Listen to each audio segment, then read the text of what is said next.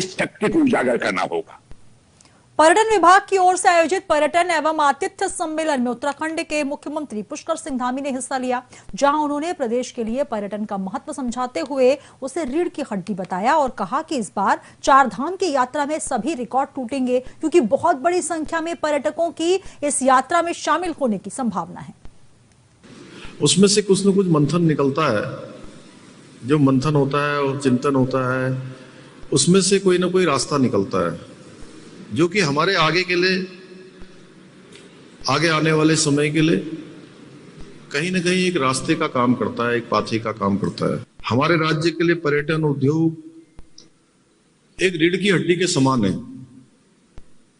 अभी हमारी 4 धाम यात्रा चलती है, उसके कारण से पूरे साल भर का लोगों की आजीविका चलती है, लोगों का काम चलता है और प्रदेश की एक बड़ी जनसंख्या इस पर आश्रित है। क्योंकि हम लोगों ने देखा पिछली वर्ष जब 4 धाम यात्रा नहीं चल पा रही थी तो किस प्रकार का माहौल था। जहां भी हम जाते थे, आदरणीय महाराज जी और हम लोग, तो लगातार लोग हमसे कहते थे कि 4 धाम यात्रा खुलवाइए। हम उसके लिए हाई कोर्ट गए, पहले हाई कोर्ट के बाद हम सुप्रीम कोर्ट गए, हाई कोर्ट से रिलीफ नहीं मिला, सुप्रीम कोर्ट गए। सुप्रीम कोर्ट में भी लंबे समय तक सुनवाई नहीं हो पाई।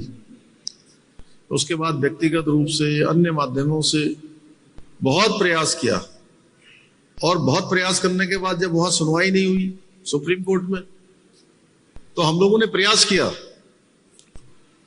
चूंकि अब महामारी के कारण से बंद हुआ था, कोरोना महामारी उस समय कुछ कम हो गई थी, फिर से हमने माननीय उच्च न्यायालय में फिर से आवेदन किया और आवेदन में हमने कहा कि अब महामारी कुछ कंट्रोल में है, इसलिए 4 धाम यात्रा खोल दी जानी चाहिए। माननीय न्यायालय ने सुनवाई करी, यात्रा खोल दी। जिस प्रकार का भी पर्यटन हो, सारे पर्यटन इस बार सारे रिकॉर्ड तोड़ने वाले हैं और हम सभी लोगों को इसके लिए अभी से तैयार होना पड़ेगा। ये हमारे लिए एक बार के, चूंकि महामारी के बाद की ये पहली यात्रा है 2 साल के बाद, जो पूरे फुल स्विंग में होगी इस बार। ये हमारे लिए एक चुनौती भी है। चुनौती इस रूप में है कि इतने सारे यात्री आएंगे, इतने सारे पर्यटक आएंगे, वो सब ठीक प्रकार से जाए। जैसे माननीय विधायक जी ने कहा कि अतिथि देवो भव, और जब हम इस हमारे शास्त्रों में भी लिखा गया है अतिथि देवो भव, तो इसके बाद कुछ बचता नहीं है।